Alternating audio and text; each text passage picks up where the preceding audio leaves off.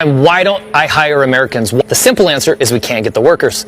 No American ever calls. No American ever shows up. That's why we are so grateful for the guys that are willing to come and do the work here on the farm. We can't do this without them. You want to get rid of illegal immigrants, quit eating. And that's for everybody. That's, nationwide. If you want to get rid of them, quit eating. That'll solve the problem. But when only 5 pickers showed up this morning to harvest his sweet potatoes, farmer Keith Smith saw possible ruin, the loss of his $500,000 crop. They're running scared because of this new law. And you're in trouble. I'm in trouble, bad trouble. American farmers aren't quitting. They're dying. We lose more than 300 farmers to suicide every single year in the United States. That's more than double the national average. Not because they fail, but because the system is designed to crush them. See, the craziest thing about this entire situation is this white man is literally telling the news that his fellow white people can't work on the phones because they work after 5 minutes, they are tired. Well, I guess everybody's senses are coming back together because now you're understanding you actually need those immigrants back. Or else giving up your land to J.D. Vance because of Project 2025. Ladies and gentlemen, just when I thought it was so bad in Nebraska and Nebraskans can't stop crying over bankruptcy, looks like Oklahoma is crying as well. The funniest part of this all, everyone is wondering, where are the black farmers? How come they are not complaining? See, the thing is, black people can work on their own farms. That's facts. They can. It's just in us to work hard. And also, I think it just makes sense to actually have a business that you know knowledge of. Most especially like until the groundwork. And I just feel like they were so used to the way things were done back in the day. They could just snap fingers and something is done. They just say and then something goes. They just order and then some things are done for them. Now it is so hard to assimilate in a situation of a job that you thought it was not meant for this skin. You understand what I mean? Because when you look at your skin, you think it's so powerful, it can't go down in the trenches to do certain jobs like picking potatoes and strawberries. You're just used to clicking fingers and things are done and you just pay. And now, since your racism got over you and then the people that you used to snap at so they can work for you, you got them deported. Now it is so hard for you to try to do their jobs, at least until further notice. This is why you're losing business. Because the people that you used to, they're not there anymore. And I don't think this situation or this mindset has started now. This is how slavery happened. The master just orders and the black person does. Well, isn't life exciting in 2025 that now we're looking at a situation where white people need to act like slaves on their own farms? Hello, Oklahoma. There is not enough documented people here to supply that workforce. Most of your workers are here illegally. That's sure. If they got documentation, they got a better job than working for me. Fernando Aldeman, a Mexican national, has worked Smith's farm since 1992.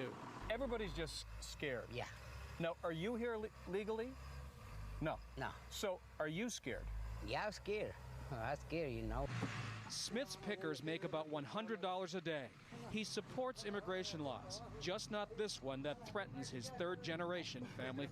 Someone asked me the other day, why is it that more of America's farmers have not yet turned on Trump? After all, he's cut farm-to-table programs, he's cut farm-to-school lunch programs, he's cut all kinds of funding for, structural improvements, drainage, climate resilience programs. He's cut all kinds of grant funding for farmers all across this country.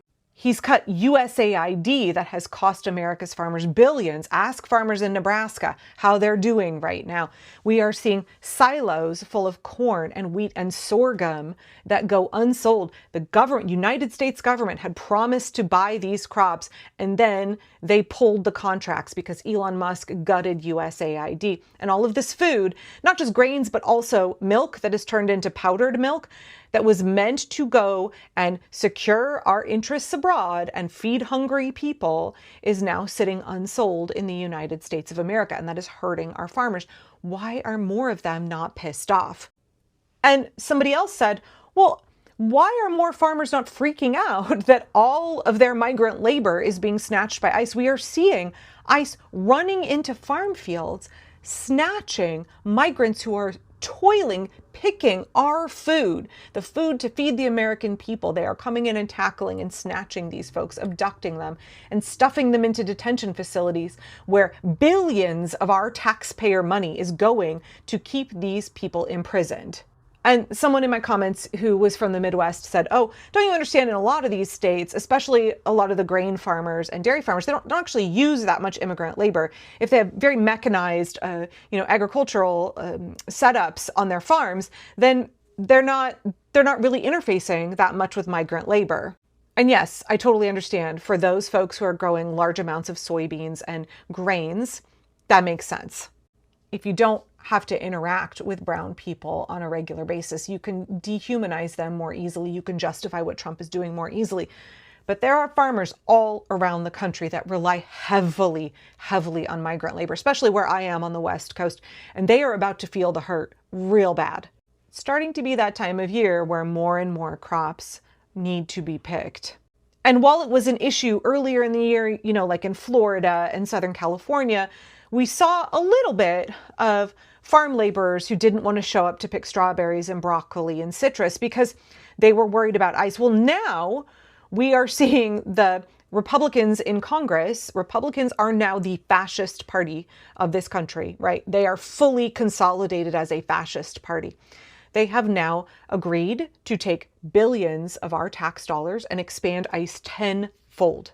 The Republicans in Congress have now given Donald Trump $150 billion of our hard-earned tax money to create his own massive secret police force, his own Gestapo that will be terrorizing communities all over the country. There's $150 billion for raids, but $0 for Medicaid. Do not forget that Republicans did that. Republicans did that to all of us. And so now we are seeing a tenfold increase in the completely rational fear of our hardworking migrant farm workers who feed this nation. And guess what? Farmers all around the country, right at a time when cherries and soon plums and peaches and all kinds of other crops around the country are coming ripe, crops that by and large need to be picked and sorted by hand.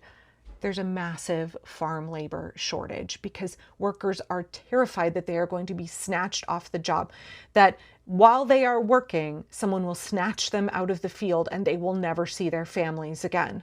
I'd like to point you to a piece from Spokane Public Radio from last week. It's called "Fear of ICE Causes Labor Shortage for Washington Cherry Growers." We've had 200 years of migrant farm workers in this country traveling from Mexico up the West Coast, following the picking season to harvest our food. Now, we've also had 200 years of abusing those farm workers, exploiting them, refusing to pay them a living wage or giving them safe work conditions.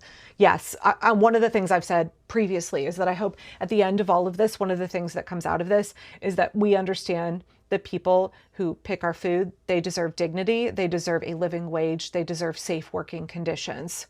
They also deserve justice, and the people who are doing this to them deserve accountability.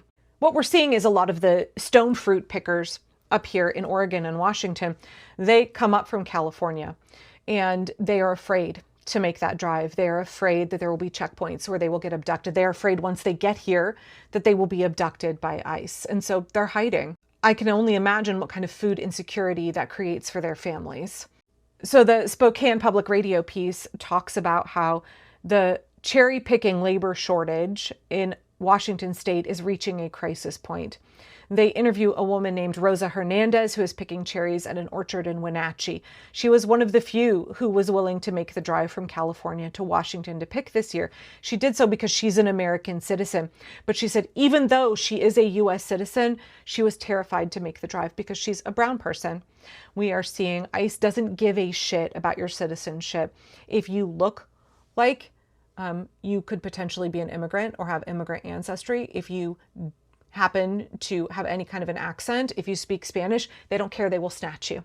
And there's no oversight for you. There's no protection for you right now. She talks about how she did the long drive up to Washington state and she was afraid to pull over at rest stops to go pee because they have heard that ICE agents are waiting at rest stops. They're waiting at gas stations to snatch people.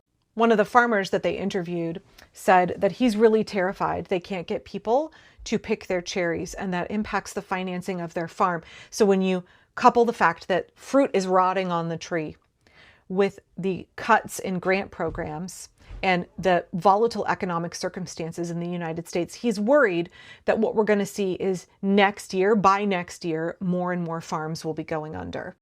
Even Fox News for Seattle, even Fox News is covering this story, saying the growers are not just worried about cherries, they are worried that these labor shortages will extend to apples, grapes, and many other fruits that are grown in Washington state, also grown here in Oregon.